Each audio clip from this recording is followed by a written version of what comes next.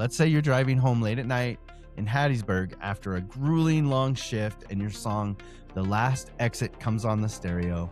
What is the first thought that comes across your mind?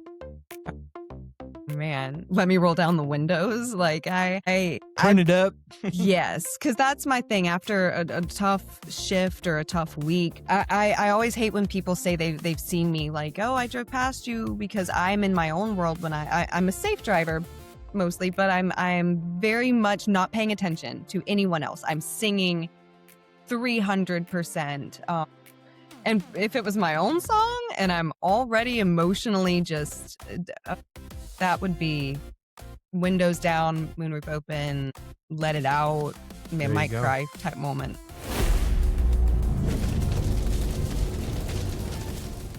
Well, it's time for ZHZ Rapid Fire. 7 questions, 7 seconds-ish. Okay. For answers. First answer that pops into your head. Okay. All right. Ready? All right. Ready? Ready? Let's Okay. Go. You've described your aesthetics as dark themes dressed in glitter. If you had to dress your absolute worst day ever in a physical outfit, what does that outfit look like? My absolute worst day. Oh my God, probably a formal gown that I wore for 48 hours after being dumped at a high school dance. It's rough. That hits. I was 16. Yeah, it's worst all good. day. No, I love it. Hey, I love it. Proportionately, though, it was a bad one. Yeah, it's Absolutely. great. All right. All right, number 2. You had a phase playing The Legend of Zelda: Ocarina of Time. Mm-hmm. If you had to play a single Zelda song right now to perfectly describe your current creative headspace, which one is it? Why? Lost Woods. Lost once? Lost Woods, yeah. Lost one. Okay. Didn't even have to think about that one. No, it was I like knew. right there. Okay. In your intake form, you said, don't try to make your work legible to people who are never going to understand it anyway. When was the exact moment in your life you finally stopped trying to translate yourself?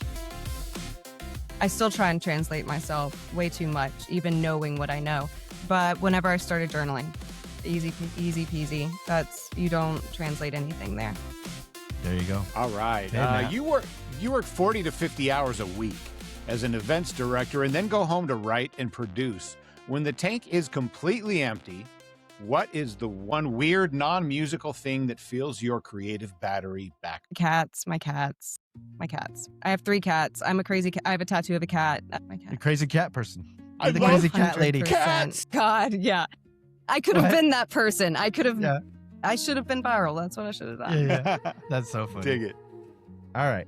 When you were stacking those massive 3-octave harmonies in your room, who is the voice in your head arguing with you details wise? Is it business major, the theater director, or your dad's 1970s rock roots? Theater director. I could hear it.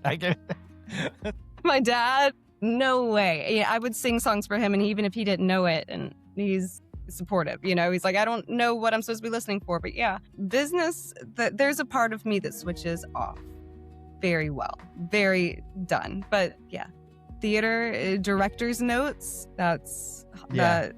Mhm. From your diaphragm. Yeah. What are you communicating in this scene? It's like the words I'm singing, I'm not singing. What is your motivation? That's beautiful. That was powerful. Yeah, absolutely. Yeah. That's what we do. All right. You mentioned that without people pointing their eyes and ears in your direction, the world treats your art like a hobby. But your art is your life. What is the biggest lie about the starving artist or hobbyist stereotype that you want to completely smash? The biggest lie I want to smash, that we're all narcissists, that we're all just thinking that we are bigger, brighter, more vibrant, and everyone needs to look at us and give us money for that reason. I mean, we are, but I'm just like so bad, dude. No. It's like I was like, here I am going. Do people really think that of us? They really think of. I think that there's a level of self-confidence that is required to be successful in music for sure, but to even just to call yourself an artist, you have to have a certain amount of confidence in what you create. And I definitely do know people, have seen people, have read comments not aimed at me, but I'm a big worker online. And people tend to think that believing in yourself and believing like only in yourself makes you a narcissist. Yeah, Yeah. And it's not. I can think that what I make is incredible and be proud of it, and I can think that it's utter shit and please don't listen too hard, and you can think in both at the same time. That's the crazy part of it. Yeah, absolutely. And I think most artists do. Yeah. And I think that's a piece of the puzzle a lot of non-creatives, they're not exposed to, so they don't see that. I'm usually the opposite. Like, I'm always the one that's like, man, my stuff sucks. It's like I have days. I don't like I'm very humble. It's like when like we do a show and somebody's like, man, you rock. I'm like, do I really? No, I don't know how to take compliments. Like I'm good at thank you, and after that, it's just like, just thank you again. Don't let like, him fool you. This is also the now? kid that walked up to Angelo Moore, the lead singer of Fishbone, at a show and said, "Hi, my name's Zach Davis. You've never heard of me, but you will." I did do that. But that's incredible. That is very narcissistic. That's for sure. So, but paired with what you just said about your like self-criticism, you're hard on yourself. I think a lot of people only see one side of that, and so not a lot of people, but superficial consumers maybe, surface but usually my family, they're the ones that are the hardest. Like, how's that band thing going for you? That band thing. Yeah.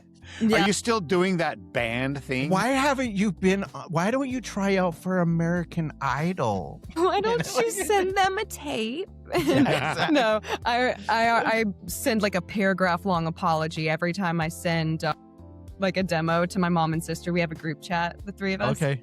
And I'll send them something. A disclaimer. Oh yeah. And I'm like, I already know this is wrong and this is wrong and I'm going to fix this. Yeah. But I'll send them and I'm like, tell me how great it is. That's so funny because I'll ask my wife, like, hey, I wrote a new song. You want to hear it? She's like, I don't know. Is there words in it yet? I'm like, I haven't had the singing yet. She's like, well, I really don't want to hear it. Right. It's like, then I don't know what I can contribute. My husband, she didn't want to hear it for the music. Like, she's like, she wants to hear the final product. Exactly. So then I'm like, okay, cool enough. Fair enough. And I'll produce songs and I'll like release them. And I forgot to even have her listen to them. And then she's listening to the cat. She's like, hey, when did you release this song? I'm like, oh, that was like a year and a half ago. And she's like, I didn't know you wrote that song. I'm like, I don't know. Yeah, I tried and it didn't have words yet. No. Yeah, exactly. I went to, but you didn't want to hear it when I was ready to let you hear it. And then so you could just hear it with the masses, the unwashed masses. With me and my husband, he used to hear them in various stages. Now he likes to wait until it's a almost finished product for the same reason. I would pause all the way through and just be like, this is wrong, this is wrong. And he's like, I can't hear anything. Like, what are you doing? Well, and that's the other thing too. Now that you're into the mixing, like you've swallowed the red pill, or what is it? The blue pill, the red pill? We'll go blue pill. Yeah, blue pill. You'll never hear music the same way again. I don't. And it's a blessing and a curse because I'm always feeling like I'm thinking about my own stuff, not in a comparative way, but in a like, how can I? Like, like that sounded so cool. How did they do that? But you can't hear it as like a normal person hears a song. Like, I like this song. No. Yeah. I just learned about like producer tags, other than like the main ones where they like shut them out. And I'm seeing different ways that producers will like. It's fascinating. It's fascinating. There's a whole art within an art to not just the instrument or the vocal creation side of music. And I can't believe it took me this long in my life to get interested in it because I've told my husband I'm going to do it till the day. Yeah, there's no going back. Yeah, you're like, sorry, you married into this. Mm-hmm. Yeah, you think 21 songs is a lot? Yeah. Yeah, exactly. All right, so here we go. Number seven. Sorry, one more. Let's say you're driving home late at night in Hattiesburg after a grueling long shift and your song, The Last Exit, comes on the stereo. What is the first thought that comes across your mind? Man, let me roll down the windows. Like Turn it up. Yes, because that's my thing. After a tough shift or a tough week, I always hate when people say they've seen me like, oh, I drove past you, because I'm in my own world when I'm a safe driver mostly, but I'm very much not paying attention to anyone else. I'm singing 300%. And if it was my own song and I'm already emotionally just, that would be windows down, moonroof open, let it out, might cry type moment. So and it's a great answer, by the way. No, thank you. Thanks for participating in the rapid fire round. The rapid fire. But I'll tell you what, no, Last Exit is definitely a roll down the windows, crank that shit up, and sing along. Yes. Thank you. Is there what too, song do you it's- sing a line that you said chocolate roads? I swear you said chocolate covered roads or chocolate roads. Chocolate roads? Mm-hmm. Excuse me while I kiss this guy. Yeah. Well, because I thought I heard it. Okay, so I thought I heard it, and it reminded me, it reminded me of like back roads, like a back dirt road. Now, see, I'm really great at Mad Gab. I don't know if you guys remember the game Mad Gab, but where it's a word written on a card, but when you say it phonetically, it sounds like something else. Right. So right now, I'm trying to Mad Gab my way into thinking about what line you heard. I know. I just planted a seed of like. And it's in The Last Exit. It's got to be because I talk about roads a lot in that one. Yeah, it must be in the last. I've got I'd it. have Hold to on. see your I lyrics. got my lyrics. I'm looking. Check the signs. No. You did say road, Yeah, that's what's got to be The Last Exit. but I don't know.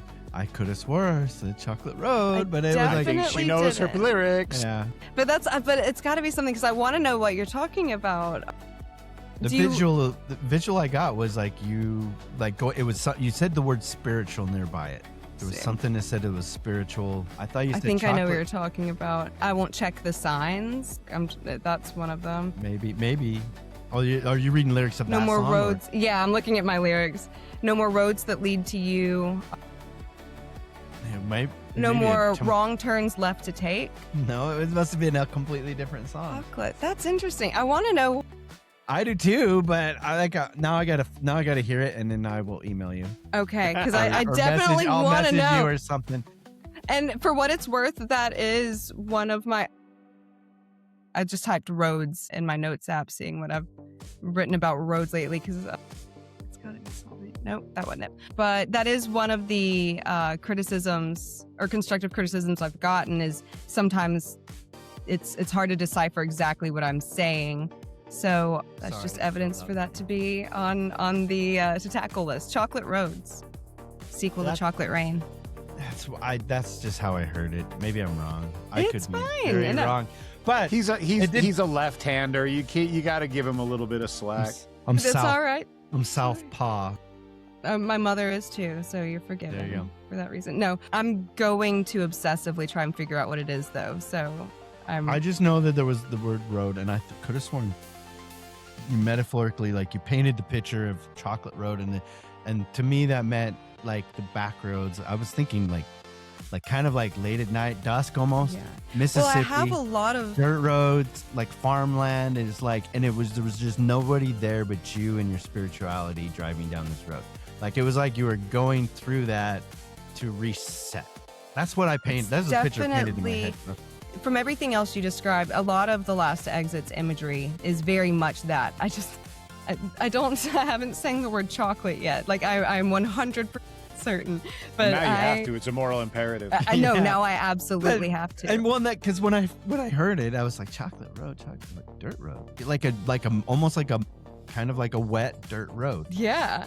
No, Yeah. it fits. Now I feel like I should have used. I'll credit you if Yeah, I end up but putting anyway, that in there it's somewhere all in a good. final It's all cut. good. Yeah, it's all No. good. So, But that's so funny. I appreciate that. The Last Exit, it is very, if that is that song that it was in, that it's very much about being on a long drive, thinking about the past and things you can't change. It wasn't. I like a lot of my songs to have spiritual undertones, so that they can be interpreted in a spiritual or a non-spiritual way. This one was about someone I knew who'd passed away, but I like that interpretation of that song too. Yeah, cool. Well, thanks, Ariel. Thank you. I'm so excited to keep up with you guys too. Especially excited to hear that early song that only exists on CD back apparently at someo's childhood home. You will live to regret that. Yeah, I will write a song with Chocolate Road in it if I can hear that song. I'm sorry. Deal. Yeah. Deal. All right. There you go. Yeah.